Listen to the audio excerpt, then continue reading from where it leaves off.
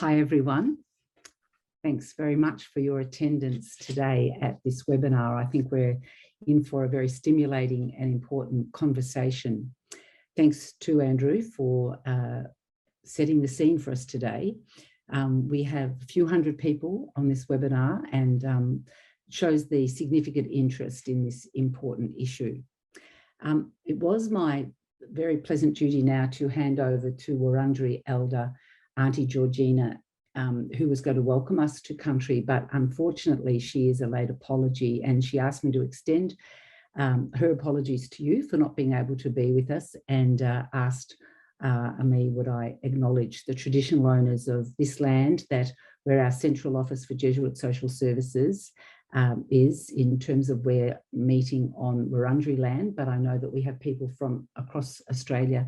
So begin by acknowledging the various traditional owners, past, present, and acknowledging Aboriginal people and Torres Strait Islander people across the country, in thanks to them for the great care that they show to each other and to the land. So we begin with that, and we'll tell Auntie Georgina when we talk next that about this event, because I know she personally is very interested in the plight of young people caught up in the criminal justice system and wanting to see more diversion options available for them. At Jesuit Social Services, we always make it a point of listening to the voice of those most affected. So the voices of young people who are caught up in this cycle of custody, offending, and everything that's involved with that. And so what it means is, before we start our panel, which our expert panel, where we'll be hearing from a number of people giving different perspectives on the issue, we will be hearing from the voice of a couple of young people. We can't do that live and in person at the moment, but we've got two short videos. The first is from a young artist, musician at our Artful Dodgers studios. And her name is El Cado, and we're going to listen to her music, and then I'll introduce our next young person. Hello everybody, my name is Lily Cato. I go by the name El Cado as my MC name. I'm a female MC hip hop artist, Melbourne based. So my first song will be Feel Alive. I wrote this when I was going through some family crisis, and like this song, it made me like want to keep going, and it really motivated me and really changed me as a person and really made me who I am today. So I hope you enjoyed this song, and just please feel alive. Yeah, here we go. Yeah, premeditated, ghetto stars, Al Qaeda.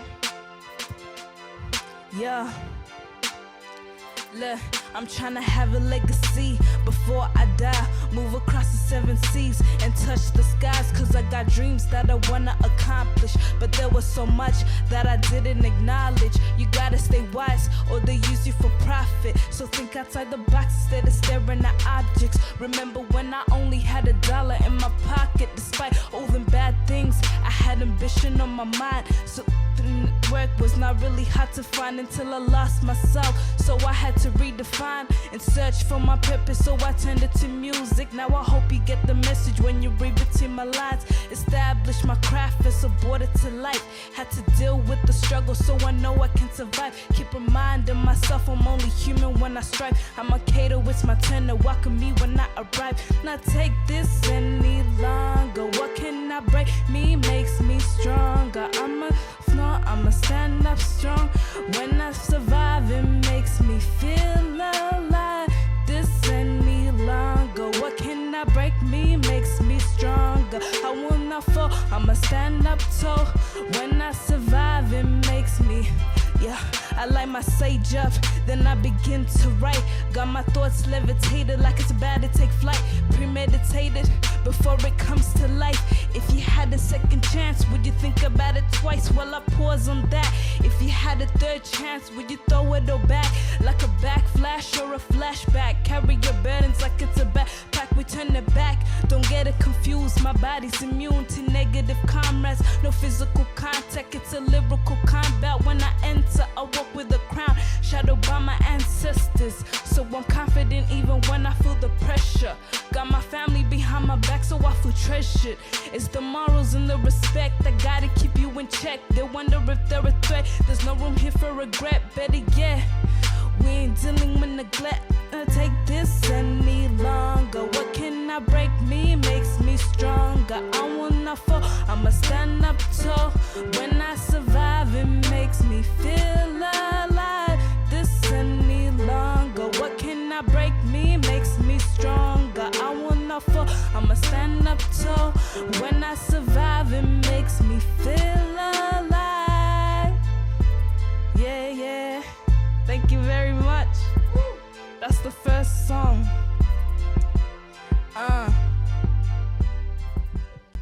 Thanks very much, Al-Qaeda. We're going to stop there, and we're going to hear from a young man, Jonathan. But I just want to pause on those words, what does not break me makes me stronger. And I think that's very much the experience of many of the people we accompany. What we want to do is intervene earlier so that there's less brokenness happening in the first place, of course. We're going to have a very short video now where we're going to hear from Jonathan. He's a young man who, sadly, his mother died when he was young, and he ended up in state care, and his life took a direction, he says, that he was not proud of. And he ended up writing lyrics as a way of managing that and processing what had happened to him. So I'm honoured now to introduce Jonathan. Yama Yuma. My name is Jonathan Binge. My rap name is Caution. I'm a Gamilaroi, Dungari, and Gumbenga man, born in Moray, New South Wales, and live and work, still residing on Wurundjeri lands, unceded Wurundjeri lands. My experience in school was really up and down. It was really difficult because I still had a lot of problems at home.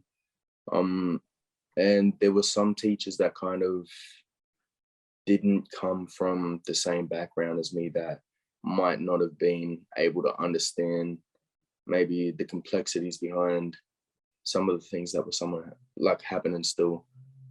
You know, you get smacked on your ass and sent on your way, and then you go into school and you sit down and you're still sore and you're angry, you've got nothing to take it out on. You know, you just like fidgety and you can't sit still.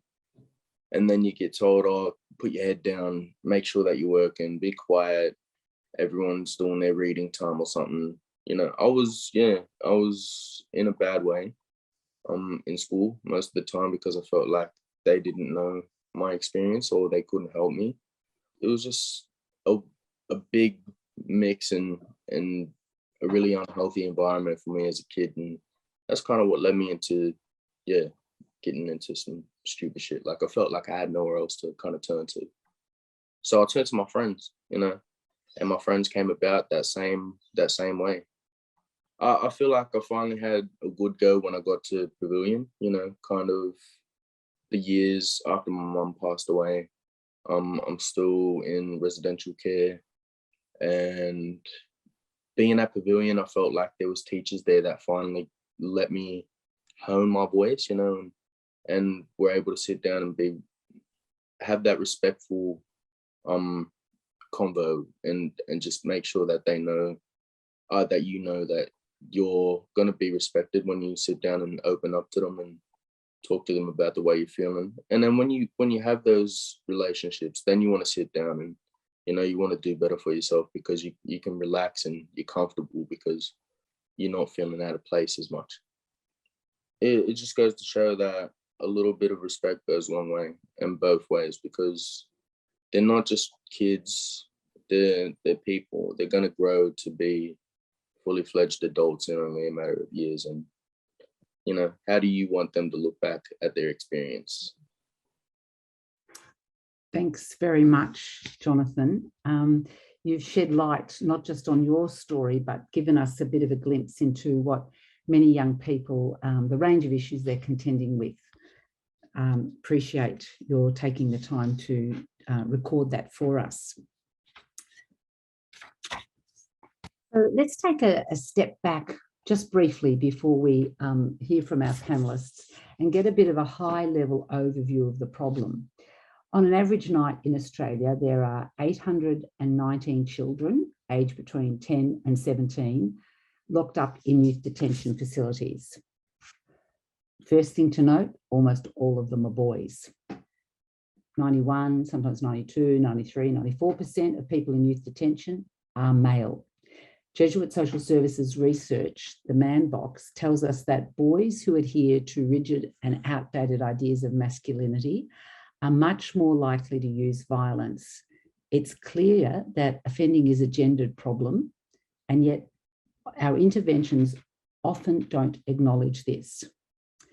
Also, unfortunately and tragically, and to our shame, Aboriginal and Torres Strait Islander young people are highly overrepresented.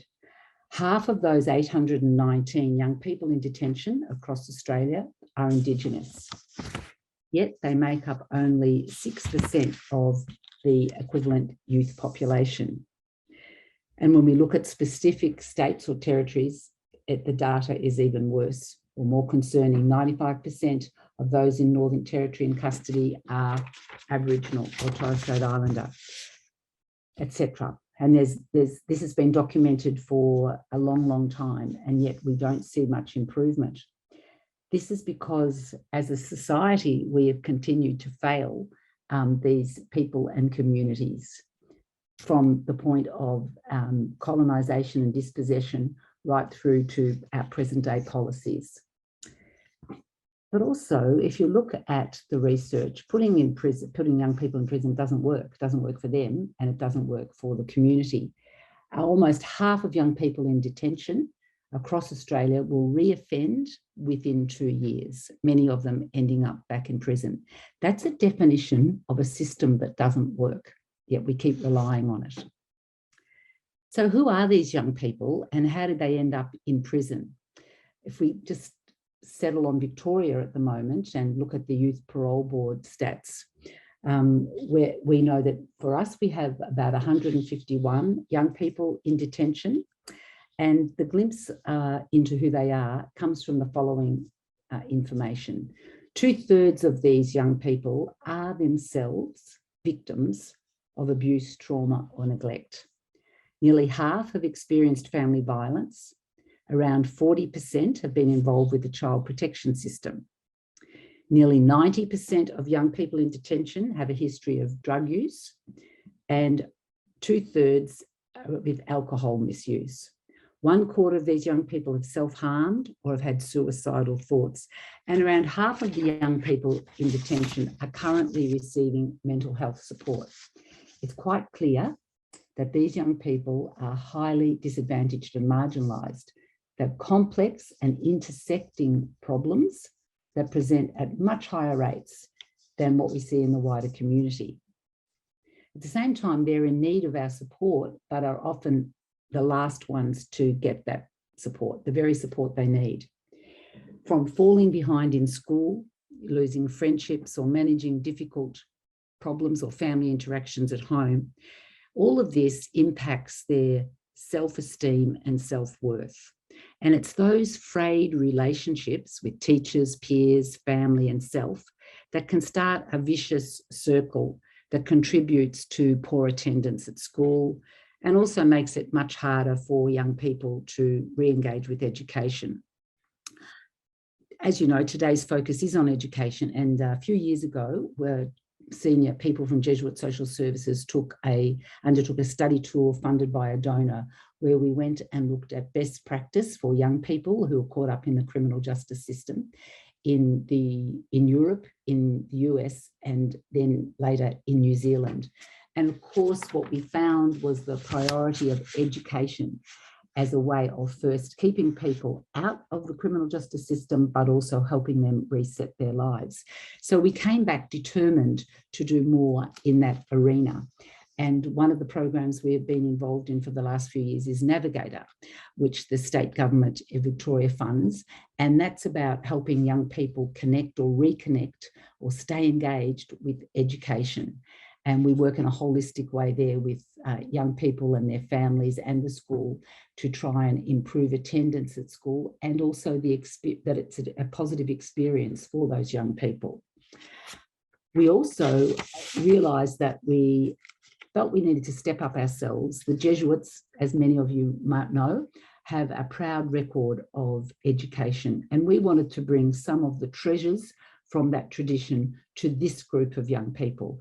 Oftentimes that education is given to the, I suppose, some of the more well-off members of our community, and we know it's got wonderful gems, the Ignatian pedagogy, etc. We wanted to bring that to this group of young people. And so the beginning of last year, we started the Ignatius Learning Centre, which is a Catholic specialist secondary school for males, 15 to 17-year-old, with a connection on a community order or connection with the criminal justice system. And soon we'll be hearing from our principal, John Andrew, about that. We'll also be hearing from Paul Grant. Actually, I might leave my introduction to Paul and others there, and maybe what we'll do now is move straight to John Andrew, the principal, the inaugural principal of Ignatius Learning Centre. John, over to you.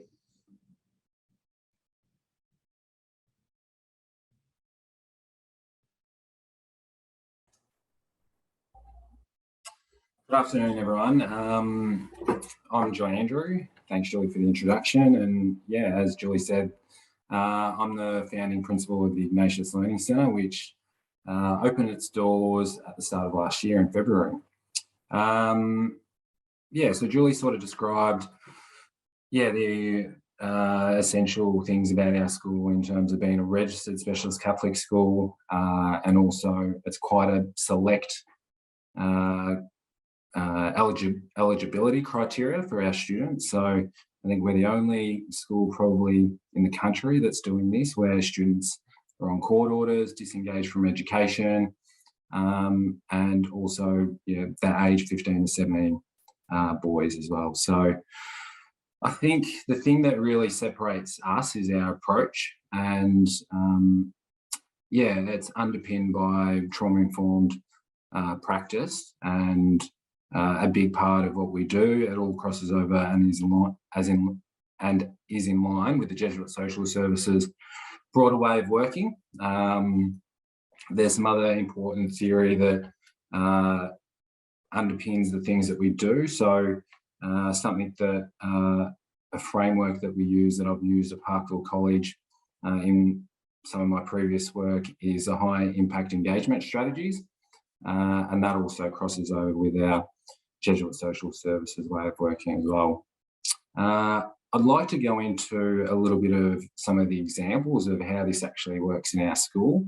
And I think it's really important because although a lot of these approaches are well known, it's the execution and how it actually looks in practice, which I guess is the important part of it, and quite unique to our school and our setting. So to talk a little bit about our students when they come into our school, it's not uncommon for our students to walk around the staffing office, and they will quite often take about 5 minutes upon entry to walk around and shake everybody's hands. That's a culture of safety and a value of welcoming that we've really tried to promote, and that's become common practice now. Some other things that we do is that we provide breakfast and lunch for our students. So it's a self-regulation thing for them to settle and be ready before they actually can start to think and learn. Some of the other things that we do is before classes start, teachers will often run a check-in to see how students are feeling for the day, and can often assess whether they're ready to learn or whether they need to be a little bit adaptive to what they had planned beforehand. And some other things which are really important is that we provide choice for our students. So it's in a non-confrontational way, and it's also in a way where, yeah, it might be a little bit different to the mainstream way of teaching where they must comply, but it's actually trying to empower the voice of our students. Lots of frameworks in at the Ignatius Learning Centre, and there is a lot of crossover as well. So as Julie mentioned, we do promote and we do adhere to Jesuit teaching values of Ignatian pedagogy paradigm. So the key elements of that are context, experience, reflection, action, and evaluation. So for our students and for our staff, it's really important that they understand the context of our students, where they come from, who they are. It's really obvious that a lot of our students present with trauma, abuse, neglect. And then also another key element, reflection, is a place where we get to acknowledge the students and we get to reflect, and we do that on a weekly basis. One structure is called our personalised learning plan celebration. So at the end of every week, we have teachers, students and their families meet together and we talk about the progress that they've made, and we actually celebrate the wins and the great things that they've done at school, whether it's from obtaining some outcomes in a unit of work or simply just turning up. And yeah, we find that that's pretty effective. They do try and avoid it. Some of our students aren't used to the praise, but we do find over time that that becomes something that they really do. It really does grow their confidence. The last thing that I'll mention is about our approach is we're always consistent, predictable, reliable and trustworthy. And that is in the way that we respond to behaviour. So, you know, there's not a different approach or a different way of dealing with behaviour from staff to staff. Our timetable is really predictable. It's the first thing that they see when they enter the school is that they know what the timetable is, and from day to day it's pretty similar. Our classes are similar, the way that it's set up with our board, our learning intentions, our agenda and our reflections at the end. And the last thing that I'll say is we always try and promote student voice through everything that we do. So whether it's through our lessons and what the teachers present, but we also run a SRC, so a School Representative Council, where we run that twice a term and students can provide feedback and give suggestions about how they think that they can improve the school and what the student body is saying. Thanks very much, John. And we'll get an opportunity to hear from John further with the panel, and you may have questions that you want to put in the Q&A function to ask John. Thank you. So I'm now delighted to be able to introduce Paul Grant. Paul is an alternate chair of the Youth Parole Board and a former County Court judge and president of Victoria's Children's Court. I'm proud to say he's also a former member of the Jesuit Social Services Board. And in that role, he was provided us with really strong encouragement and guidance in the establishment of the Ignatius Learning Centre. Because he knows the system so well, he was able to prod us and help us really get our criteria right for referrals and the processes that we were going to put in place. Paul, delighted to have you with us today, and we're looking forward to hearing your input today about what you've seen work, what works, and the success of those interventions. Thank you. Thanks, Julie.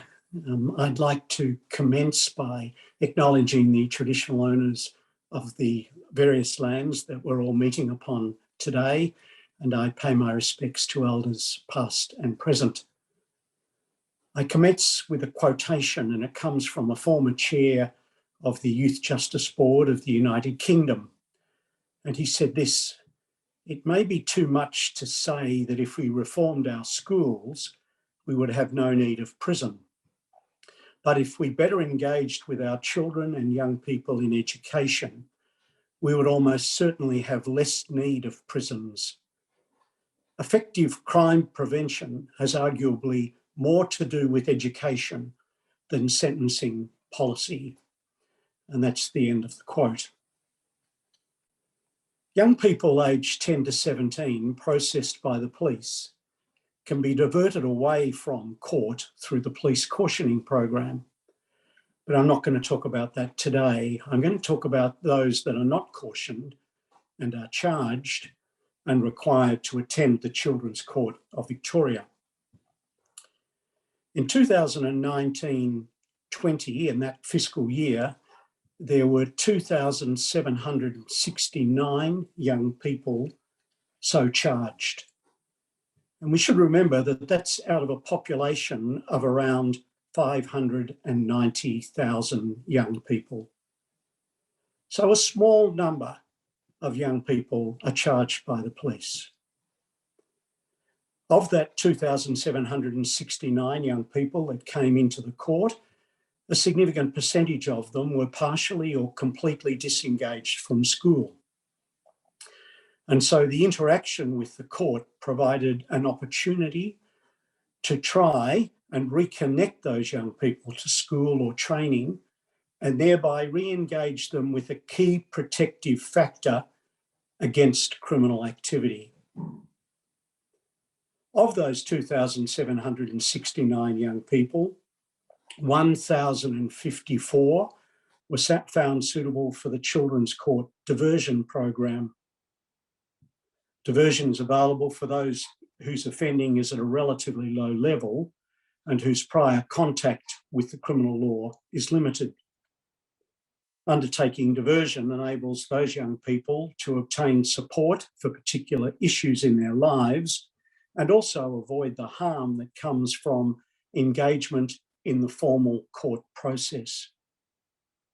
It's worth noting that close to 2/3 of those who participated in diversion in that year were connected to education, training, or employment programs through the Education Justice Initiative, and that 94% of those referred to diversion successfully completed their diversion plan and avoided a criminal record. Now that leaves a group of young people who are unsuitable for diversion, and those young people will be sentenced by the court on a finding of guilt or if they plead guilty. In sentencing those young people, the court acts pursuant to legislation that has as its central focus the rehabilitation of a young offender. The court has sentencing options that provide a series of graduated responses, with a sentence of detention being the sentence of last resort. In 2019-20, in that year, the court sentenced 1,715 young people. 750 received orders that did not involve formal intervention in their lives. That is, orders like accountable undertakings, good behaviour bonds and fines. 611 received some form of community-based order requiring youth justice supervision. And out of that group of people, many of them were also disconnected from school. And as with the diversion program, the court appearance provided an opportunity for those young people to be reconnected to education or training pathways. Now, finally, there were 157 young people who in that year, 1920, received a sentence of detention. And sadly, they're young people who've committed serious offences and or been given opportunities in the past to be supported within the community. And unfortunately, they've continued to offend. Julie has already provided a snapshot of the characteristics of those young people in detention, so I won't repeat them. Put simply, many of them have incredibly complex needs, and they require our very best interventions to help them rebuild their lives. The provision of appropriate programs and adequately resourced services is crucial.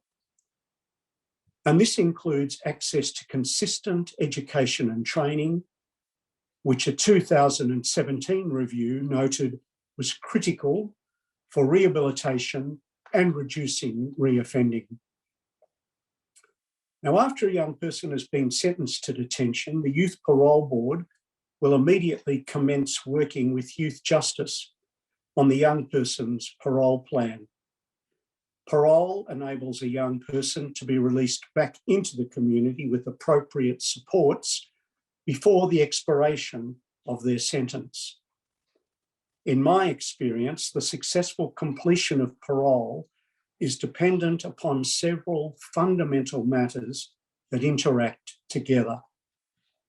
These include the provision of suitable, stable accommodation. It's absolutely crucial. A significant relationship with a trusted adult or adults. Participation in education, training, or employment.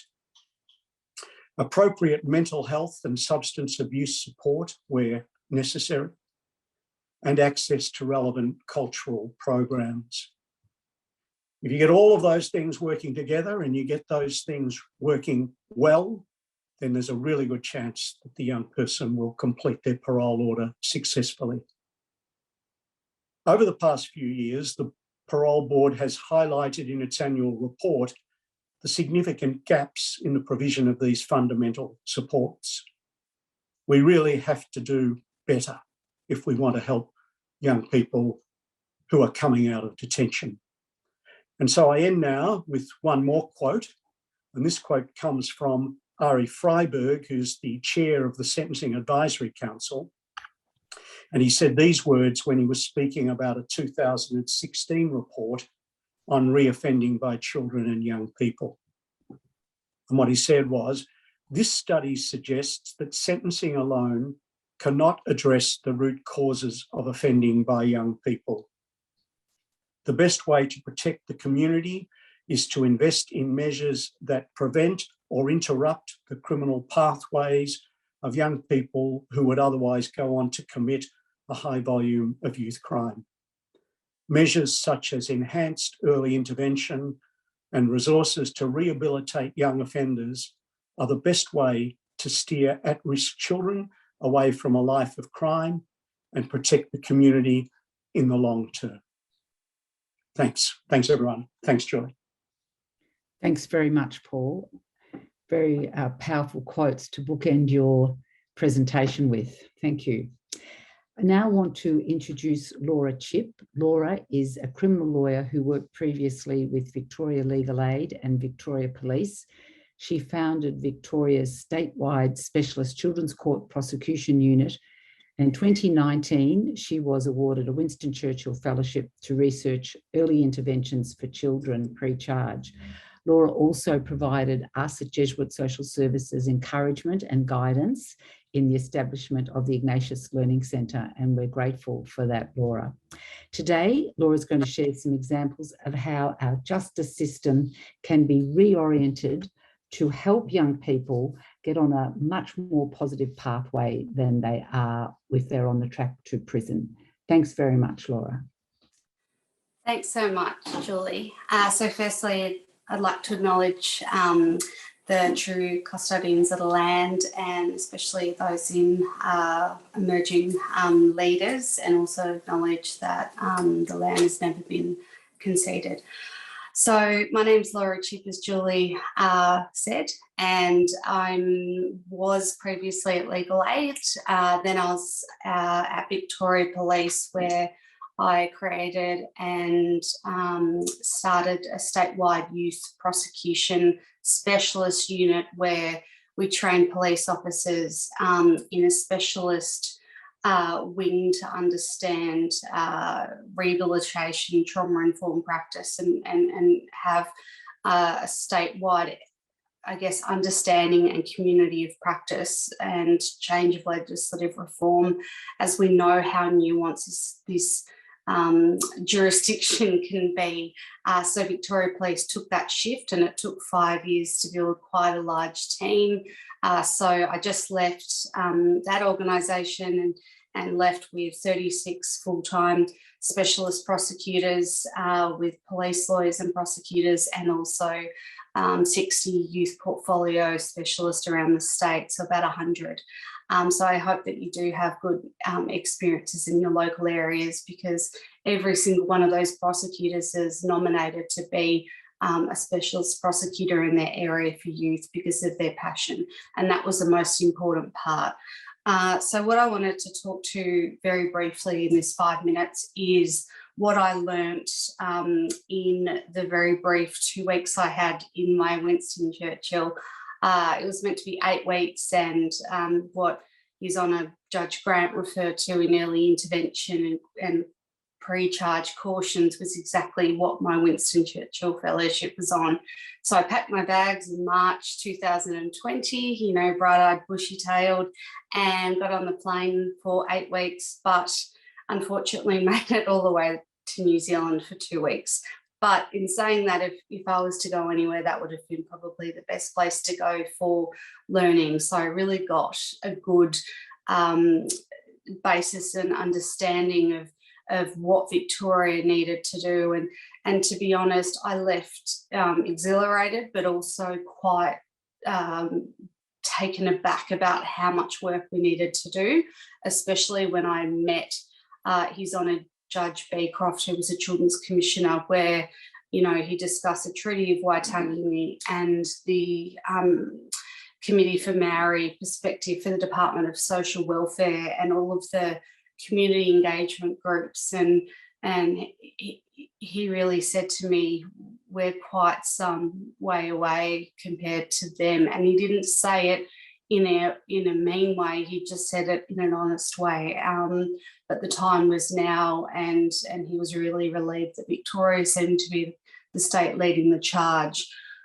So what I did learn, and what I strongly advocate for, and I will continue to advocate for until I'm blue in the face, is we know justice reinvestment works. We know putting kids in court, physically in court for diversion, doesn't work as much as it could if we could actually invest it at an earlier stage.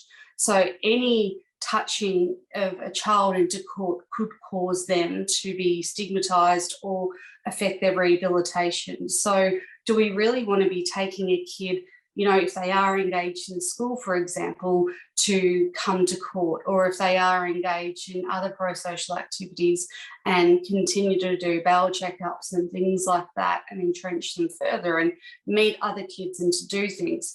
And the other kids that aren't engaged in school, is a court the best place really for us to get their worker to link them in with schools and to work with them on site? Wouldn't it be better for them to meet them at their centre with the, say, outreach clinic in a community legal centre and do all of that work with them, not in the confines of a courtroom and then having to go before the magistrate and doing all of those things?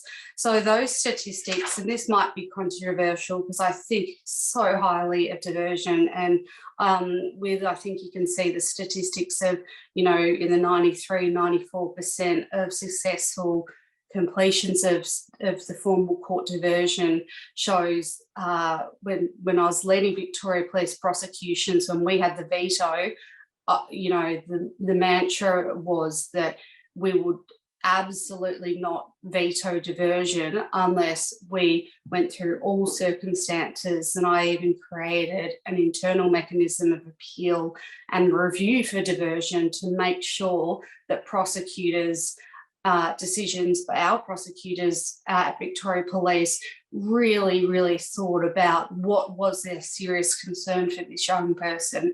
And if it was, too serious for a reason of just because it was a serious violent offence, then I would challenge them on it and say, well, why couldn't they do a certain rehabilitative course for that type of thing? Or why couldn't they do this or that?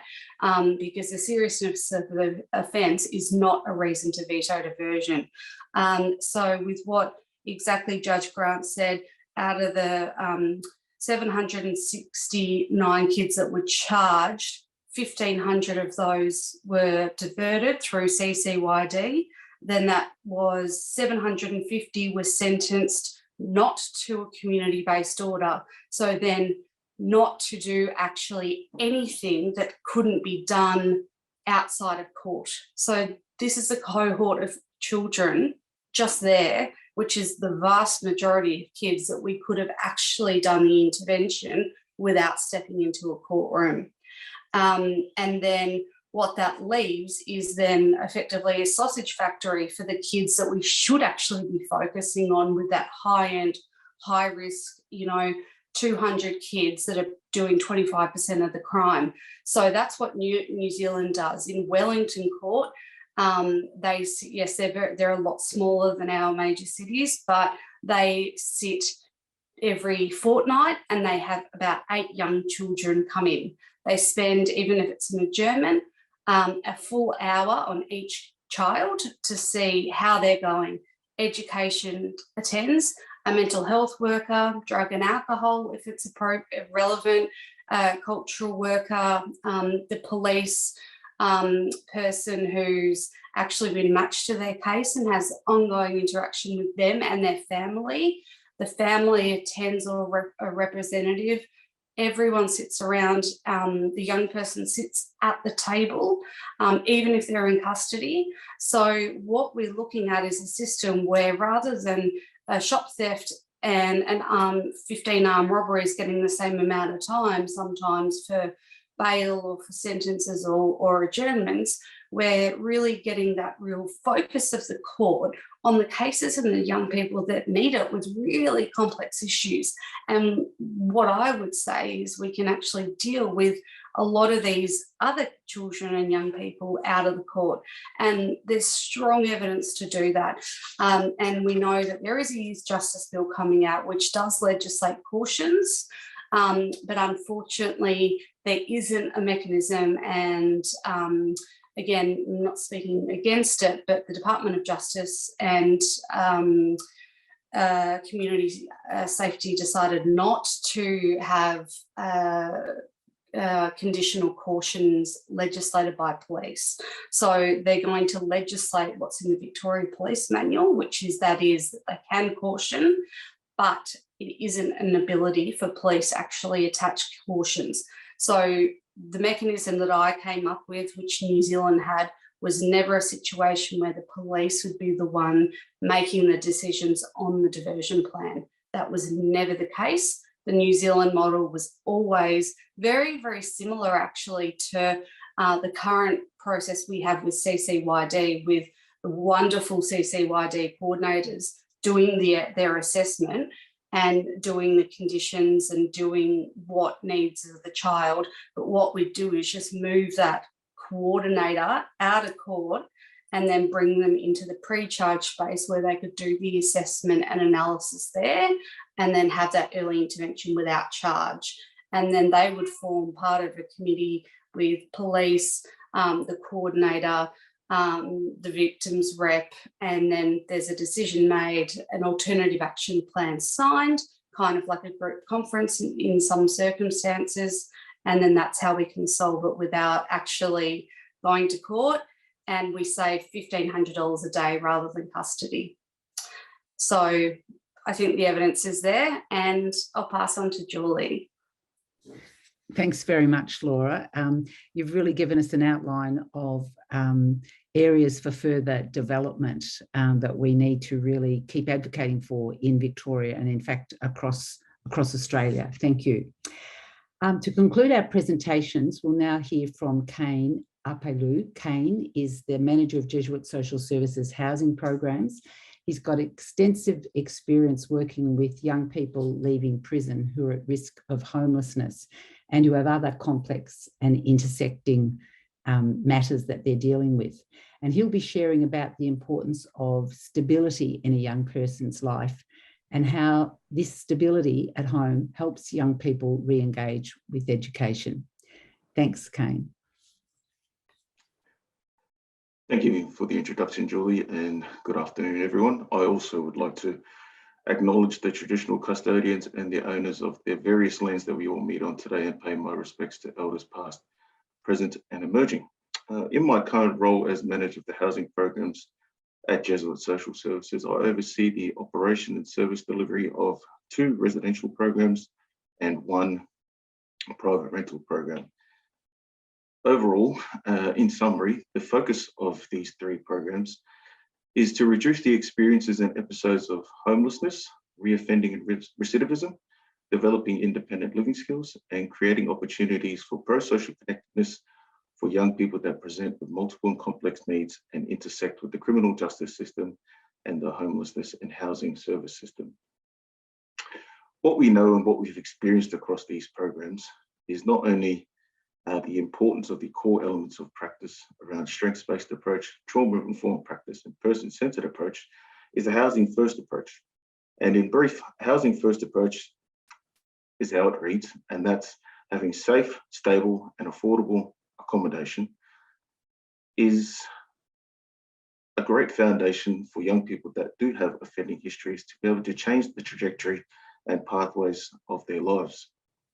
What we also know is engagement with school and employment are also important components of creating routine, establishing positive peer relationships, developing their independent living skills, and also creating a sense of self-worth and self-esteem. With the participants that we support, we do recognise and acknowledge that they do have multiple and complex needs, which could be around forensic needs, which is offending in mental health, their overall housing needs, support needs, and alcohol and other drugs needs. We find that the cohort that we support who have extended histories and extended periods of homelessness usually present as being withdrawn, have lost their sense of hope, and have offended to survive. And we know that the 2 modes that they usually operate in and present with is to fight or flee. Now, in saying that, and in reference to the housing first approach, in Jesuit Social Services, we have a framework called the Our Way of Working approach. And what we find is that working alongside participants, as opposed to leading or walking behind them, really enables for positive outcomes. And we operate in the way of 1 foot raised, meaning that we're ready to respond and address the needs of young people that have offended, as opposed to leading them and helping them on their journeys. In regards to creating opportunities for young people that have offended, what we've also found is that most of the young people that are within the 3 housing programs at Jesuit Social Services, that they might not have never had an opportunity for independent living. So it's a lot of working through, understanding their trauma, the underlying factors, the emotional triggers that have contributed to some of the challenges and difficulties that they've experienced in their life. And before I wrap up, I'll share one of my experiences in my programs over the past couple of years in terms of supporting participant. Is a young male came into one of the residential programs at the age of 17, who had a long history of out-of-home care involvement, was sleeping rough, had some pretty significant offending, lost all hope, wasn't involved in education, wasn't involved in employment, and was disconnected from his family. Was referred into the Dillon House and Next Steps program, and he accepted a 12-month placement with the program. Within that time, he was able to engage with education and also seek and explore other options for employment. He was also involved with community corrections, and to his credit, he completed his community order. And from that Dillon House placement, he moved into another housing program, which I mentioned earlier, the Link Youth Justice Housing Program, which is a private rental program. And he spent 2 years within the Link program across 2 different private rental properties, which were both successful. He secured employment, and then towards the end of his placement in the Link program, he secured a private rental property on his own. Now, something that was a constant throughout that whole time, and the theme of today, is education. He was involved with a flexible school in the Melbourne region, and throughout his entire support period, that gave him stability, structure, positive peer connectedness, and he was surrounded by positive role models. And that was one of the success stories. So, thank you.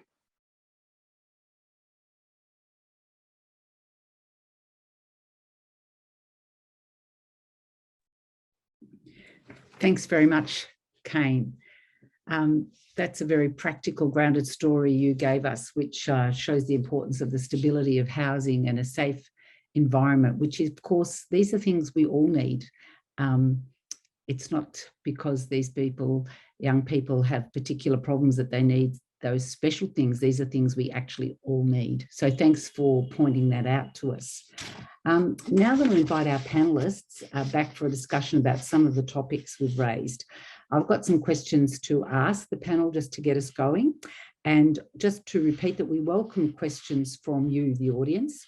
If you do have a question, please type it into the Q&A function, and we'll have a staff member monitoring the questions that come in and directing them to us. We're not going to be able to get to all of them, so please know that we're very happy to follow up with you after. But if you would get in touch with Second Chance, our campaign, we'll definitely get back to you.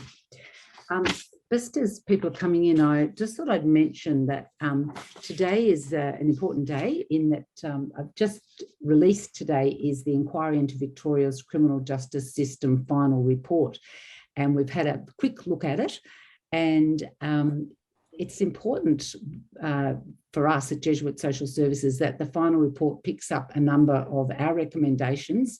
I'm sure we're not the only ones who made them, but we're very pleased to see that there is mentioned that there should be, in order to prevent crime, a place-based approach to crime. We know that people get caught in a web of disadvantage of intersecting risk factors.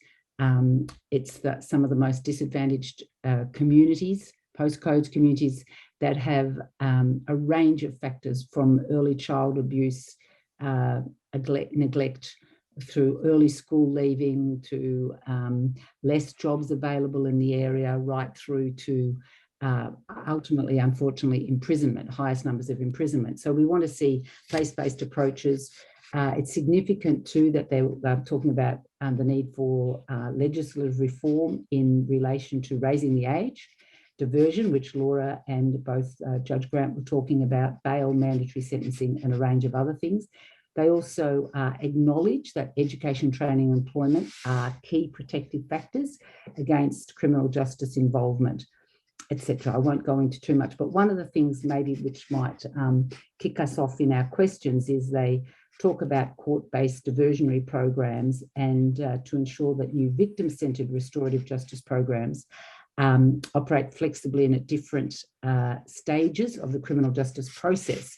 So I suppose that leads me to my first question. We've heard a lot about effective diversion options, how they can be effective for young people who commit crimes. And I'd like to start our conversation in relation to the victims of crime, because this is something we hear about a lot, you know, about need for sympathy, compassion, for those who've been affected by crime. And I can tell you that at Jesuit Social Services, that is a very strong focus for us. It's why we love restorative justice approaches, which give victims of crime an opportunity to speak, to be heard, for a young person to come face to face with that person whom they've harmed. And so they can gain greater understanding of the impact of their actions and do what they can to make amends. And we know that's takes a lot of courage, but that those young people who go through that process, it's really very helpful to them on their own path of feeling redeemed, I suppose, and that they've done something to set right what they've done. And also it's a way for us to make sure that we can pack around that young person the various supports they need. It's not about shaming and blaming, but supporting. But with the focus on victims, I'm interested, perhaps Paul and then Laura, can this still be achieved with the various strategies that we're talking about, this focus on victims, apart from, I suppose, restorative justice group conferencing, which in particular does bring the victim right into the heart of it? But I think this is a concern for the community, and I understand that. They want to make sure that we're balanced and that the needs of the victim are paramount in our thinking. So, Judge Grant, I might start with you. Thank you. Well, my experience with victims in the criminal justice process is that a lot of victims need to understand what's happening. And I think that means there's an obligation on, say, the prosecuting authority to ensure the victim is aware of how a case is travelling through the court system. But I just reflect back on my time as a judge, especially doing some Curry Court hearings, where victims attended and were heard, because as you know, the Curry Court is a different type of court process where we have elders from the Aboriginal community participating and engaging directly with offenders. And in one particular case, we had a woman who'd been a victim of a nasty robbery. She'd come to the hearing and the elders had invited her to read her victim impact statement, which she did. And she was then invited to hear the sentencing conversation that took place between the elders and the offender. And then she listened to the plea that was presented on behalf of the offender. And then at the end of it all, the elders asked her if there's anything more she wanted to say. And I'll never forget it, because the woman said she said, I want to speak to the man directly. And she said to him, I will never forget what you did to me, but having heard about your life experiences, I want you to know that I forgive what you did, which was a remarkable experience. You never get those sort of experiences in court. And so what that reminded me is that if we're careful with the way we deal with victims, often victims will find the process very, very helpful. So we have to be attentive to victims. I agree with that. I suspect that with cautioning and diversion that takes place where victims aren't necessarily informed about what's going on, that's going to be difficult and tricky. And I'm not sure how you overcome that sort of problem. Laura might have ideas about that with her experience in this area. Thanks, Paul. Please, Laura, answer.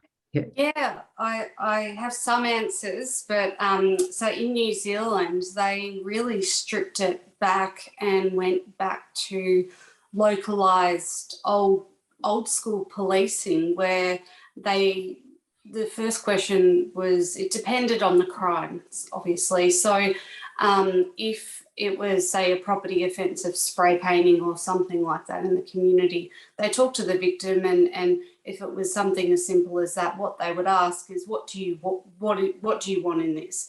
And, you know, the victim sometimes would, you know, say, oh, you know, I want justice, and, you know, be very angry. But after talking it through and kind of having a scream, he just is like, well, I want my fence fixed. It's going to cost me money.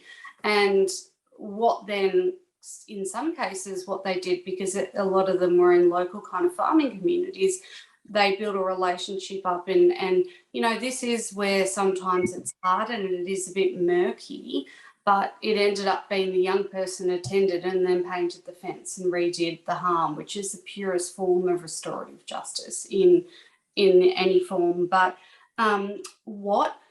why victims loved, and the victim satisfaction rate when they did the Alternative Action New Zealand recommendation report review, why victims found it so much better than the court process was they saw an outcome and heard the outcome so much faster than what would have happened in the court process, because the alternative action plan has to be done within 4 months.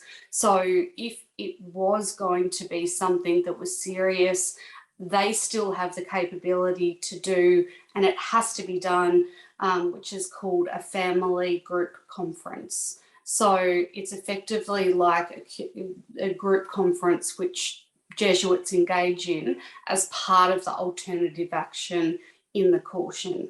So we're talking about this if Victoria or another state legislated on conditional cautions, but that isn't the case in this.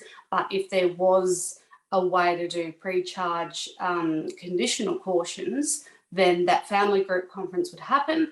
The victim would be able to have their say, and it would be that condensed way that the court wouldn't be dragged on waiting for the plea of guilty or not guilty, because it just has to be that the young person accepts that it happened, and there's an assessment on the victim, and their victim attendance rates in some areas was as high as something like 90% or 80%, which for Jesuits I know is sometimes very difficult to get the actual victim there as opposed to the victim's representative. So the numbers were astronomical, and the letters of apology were written, and they were so incredibly heartfelt, and it was that local smaller town type feeling. I think that was based on where neighbour to neighbour, people to people, families to families, knowing each other. So it's different, but it's not undoable. Thanks, Laura. And that really highlights perhaps what this inquiry, their report put out today, the need for place-based approaches. And I think that's heartening. What that might look like in a city like Melbourne with 5 million people, I'm not sure. But yes, I think that's really important if we can break it down, because that's where, it's relational, isn't it? And that's where we can see the impact. I have a question here, and you can think about who wants to answer it. Feel free, anyone, to jump in. But what happens to a young person disengaged from school if they don't return to education? What does their life look like? Where do they go? How's it likely to pan out? Anyone want to jump in first for that one? Otherwise, well, I'm almost tempted to say, Julie, that it might depend on the age. Yeah. Perhaps a 17-year-old disengaging from education, if that person had a desire to do training or get work or whatever, would not be as concerning as a 12-year-old disengaging from education, because what we know is that the younger a person is when they disengage, the more at risk they are at, I think. So I think the life path for someone disengaging at a young age would be pretty perilous, really. And we see a lot of people in the children's court who've disengaged from education at, say, 10 or 11 or 12, and they then started offending, and they're locked into the youth justice system. And all the research shows that the younger you are when you come into the system, the more likely you are to remain in it forever. So I think we really do have to work very hard to ensure that younger children and younger people are maintained in the school environment as much as we can, because the younger you are when you leave, the more at risk you are. And in parallel with that, I suppose, Paul, that's the importance of lifting the age of criminal responsibility and making sure that young 10 to 14-year-olds don't end up in custody. Yeah. Laura, well, of course, raising the age is a fundamental and important reform. Yes, thanks, Paul. Laura, were you wanting to say something? I was just going to say completely agreed on the age of the young person, because traditional school methods isn't for every young person. And I think we also need to shift that culture that if especially a young person can't do the 9 to 3, that we shouldn't see that to be a negative. And I think what John was talking about in particular is that stigma that if they can't do that, that's bad. And it creates this kind of feeling that they've already failed, and they might have significant trauma and mental health issues, and it's just re-traumatizing them and putting them in this basket. And I just think it's really, really problematic. But when I was at Legal Aid, I had clients where I opened up children's court clinic reports, and it was the first interaction they had with police or the courts or anything, and there was the first diagnosis or the fact that this young person had an intellectual disability. So this kid had gone through life, and he was 17, and no one had picked it up through any means, and he was in mainstream school. And so the services, and then his parents refused to tell him, and there was they did an application for it not to be disclosed to the young person. So I was bound and had to get ethical advice because I was acting for the young person. But if you can go through 17 years of your life and you teaches all of these people, you slip through the system. And he had a very supportive family, but his cognitive functioning was at I think they said it was in the bottom 5 percentile, and he was about a 8-year-old. So just the mind boggles that happens even with no offending up until that age, and really good family support. So Thanks. yeah.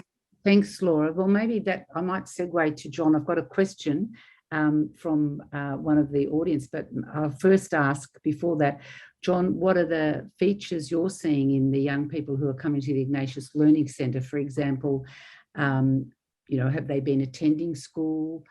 I actually know the answer to this, people, but anyhow, have they been attending school prior? What level are they at? Can you say a bit about that? Just describe that education experience prior to coming to Ignatius Learning Centre. Yeah, it's thankfully it's a good story to sort of share that with the small cohort of students that we do have, and we're only relatively new, we are seeing quite a fair bit of improvement in terms of their engagement and connection to a community and school community. I know everyone that's enrolled at our school, and I can see it firsthand with the connection from last year to this year, where we've got 27 students enrolled at the moment, but the engagement levels and the rate of their attendance has improved a lot. And yeah, it takes a lot of time, and as Laura and Paul have mentioned, our students come with a lot of trauma, like neglect and abuse, and it does take some time to build those trusting relationships and a safe place where previously they were disengaged from school and they have perceptions of school which are not great. So it takes a little bit of time to transform them. But yeah, I can confidently say that that's been the great thing about starting a school, is that we're seeing students really come out of their shell and see education differently. So yeah. Thanks, John. And I've got this is a segue to the question from someone, but I just wanted to point out to people, it is we began only last year, and the Ignatius Learning Centre we were hoping to get to 25 enrolments last year and this year, and we've reached that. But just to give people a picture of that doesn't mean 25 people are attending every day. We average about 10 people in the classroom every day. We have a number of people who are actually in custody that we maintain a relationship with to help their, transitioning into the school to be smoother. So we form the relationship while they're in there. And also one of the things I think even though we know it well, the cohort we had underestimated, is the effort it has actually taken to help people to engage and to turn up regularly. So we have a couple of social work or outreach staff who visit the young person, visit the family, try and build the relationship, and try to make attendance a regular part of life. Now, when I say that, many of the young people we've been working with weren't attending at all, or were attending school minimally. So, we're building, in a sense, that capacity to be present. But that links me to the question, John, that I've got here from someone, which is, where is it here? How much work is done at the Ignatius Learning Centre around growth mindset and finding some form of passion or interest for the young people that attend? How important is it to have that hook?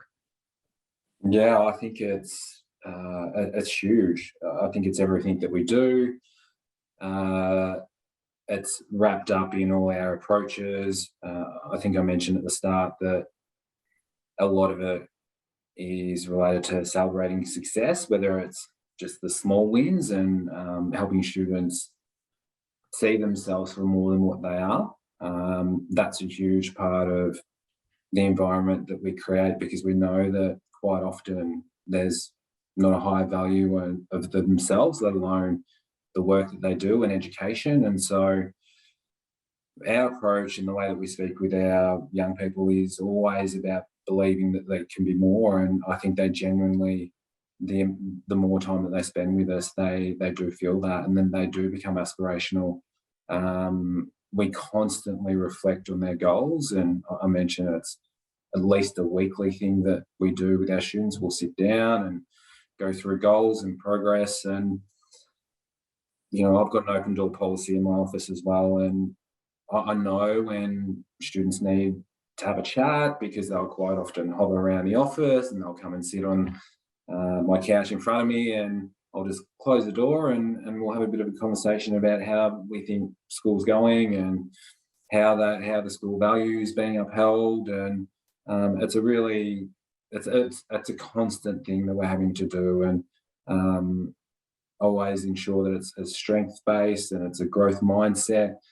If it is to do with behavioural things, and quite often I'll call a meeting and say, hey, I'd love you to come in and let's have a chat about what's happening in class, you know, whether it's tagging or whether it's something that may not be productive. So yeah, it's embedded through all our approach, and it is integral to the success and how they view themselves and how they apply themselves, so that they can actually envisage something for, oh geez, I might be able to do a trade, or I can see how this relates, the work that I'm doing in class relates to something else beyond here. So yeah, it's important. Thanks, John. Thank you. And here's a question for you, Kane.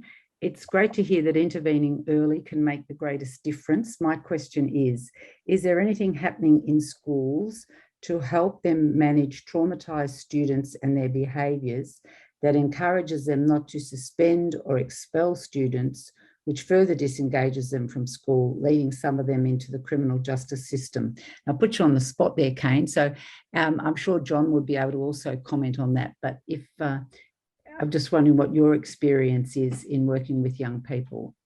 In my experience, I think it'd be fair to say that it's wholly dependent on the young person themselves and what the circumstances are around the issue that's come to light within a school setting. But I think to try and divert them away from that is something that Paul and Laura touched on, is using restorative practices within education settings to understand the harm that's been caused, reach a shared understanding, and then make an amends around that. But I also think, from what John was saying as well, it's about a growth mindset and that strengths-based approaches to draw out the strengths from that experience itself, and to really empower the young person to understand their behaviours, the underlying factors and triggers to those behaviours, understanding the context of those behaviours, and then not to suspend or expel as they would usually do in the traditional education setting, but to be more flexible and more understanding of their experiences and the trauma that's underpinned as well. So I think overall, to divert them from being involved in the criminal justice system starts there, about actions and consequences. And if you come with a really hardline approach within the school setting, I think then young people will form an opinion or perception that that'll inform how they might be treated outside of school. So I think it's not a softly approach to use that term. It's an approach to seek to understand. Thanks very much, Kane. And just one comment I'll make, we're not trying to say that our little new school is the answer to everything. It is just a very small piece in an ecosystem, I suppose, that we would like to see that helps keep young people who are in trouble connected. And also, if referrals come our way and someone is connected with a school, their own school where they've been going for a period of time, that's pretty rare, I'm sad to say. But if that happens, we really want to encourage that because, I think the connection with family, community, local school is a wonderful thing. We're really picking up people who have lost that connection, and perhaps it hasn't been there for a long time. So we're only a very small piece in this ecosystem. I think we've got time for another one, and this is about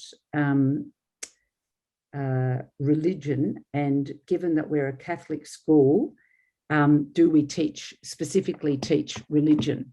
So just for people to understand, I suppose what I'd say is we are a Jesuit Catholic organisation, and our approach is that our staff reflect the broader community, as do our program participants or students.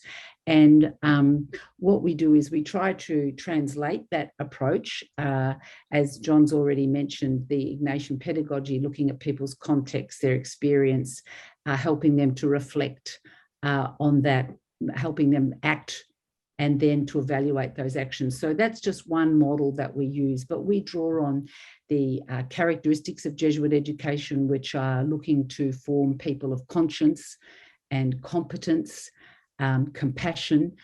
So these are I suppose, our goals.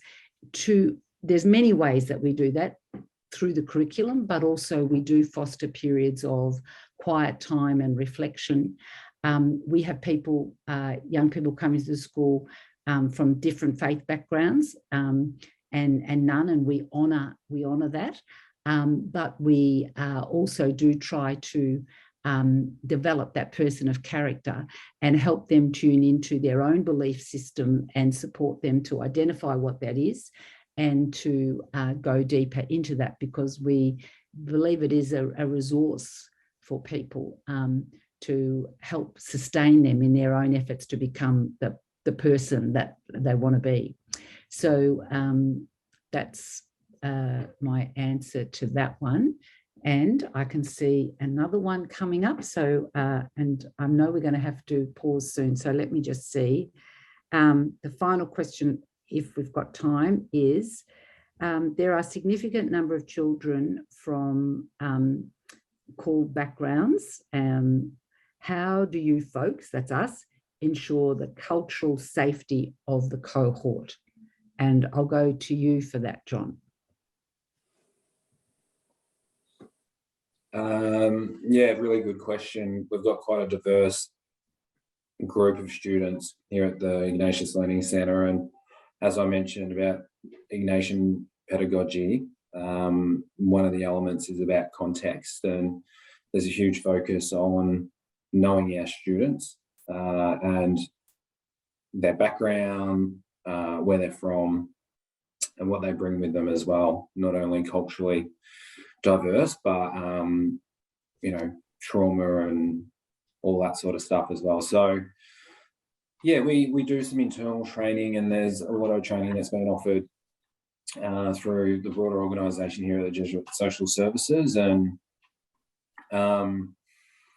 yeah, it's something that I've had to upkeep over the years of being a teacher, but yeah, we're really cognizant of our students, and we try and represent the cohort of students that we have through our staffing and recruitment as well. And that is really valuable when speaking with those communities and families, that we're able to connect in that way as well. So it's something that we've just had to upkeep, and it's a requirement through education and through our department that we do certain hours of cultural safety training, but the communities and listening to communities and having them engage in the things that we're doing at school is vitally important as well. Yeah, quite a big focus on respect and actually helping the young people grow in respect of each other's cultures as well, and each other's backgrounds. That's a key part of it. But of course, it's important that we create that safe space and model that as well. We're coming to the end of the questions, but I'd like people not to go yet, because now we come to the part where we act. We get advocating for young people to have a second chance. So, but before we do that, and before I outline a few actions that we can do right now before closing, I want to take this opportunity to thank you, Paul and Laura and John and Kane, very much for your participation in today and for your ongoing support of our efforts to build a just society where every person gets to flourish. So thank you so much. And for the rest of us, please stay around just for a minute while I talk to you about some actions we can do right now to help improve things. We've been talking a lot about opportunities to improve the system. So, and as you know, Jesuit Social Services has a long history in advocacy. We probably, for most of our existence, have been talking to key decision makers about how to improve the system. But some years ago, we realised that we weren't getting through and that there was not the willingness, I suppose, to rely on the evidence and the research about what matters. And so what we started doing was engaging more fully with the community, the broader community, and knowing that we wanted to try and create an authorising environment or the social licence for our politicians to do the right thing. And so we set up Worth a Second Chance as a campaign, because it's really important that it's not just people like me or Judge Grant or Laura Chip, for example, who are speaking up and advocating, but all of us as citizens to talk about the kind of society that we want and how we want our young people to be treated. And I know that politicians are very keen to hear from ordinary citizens, from teachers, nurses, mothers, fathers, all of us, and are more likely perhaps to listen to us in that capacity than in our professional role, where they often think we're bleeding hearts and want to do sort of just take a soft on crime approach. We don't at all. We want to take a smart on crime approach where we give every young person the opportunity to meet their potential. So these are some things that you can do to get involved with Worth a Second Chance. You can see them there. Join our monthly email bulletin, sign up, subscribe, please, show your support on social media, and ask your MP to raise the age. And we've got a couple more slides which spell those out a bit more, I believe. Maybe I've got that wrong. So please take action to do those things. The more voices we have, the better. In Victoria, it's an election year. And, you know, I think there is the opportunity to further reset our youth justice system. But as has become clear today, it isn't just our youth justice system. We need to see an education system that is more inclusive, that doesn't rely on expulsions, etc., but actually works with the young person and their family to keep people connected. And of course, many teachers and many schools do that so well. That's what we want to see more of. So finally, I just want to thank you all again for participating in this. Please be in touch with us at Worth a Second Chance if you want any advice or you want about what you can do to further this, or if you're willing to be play an active role in this campaign. We'd absolutely love to hear from you.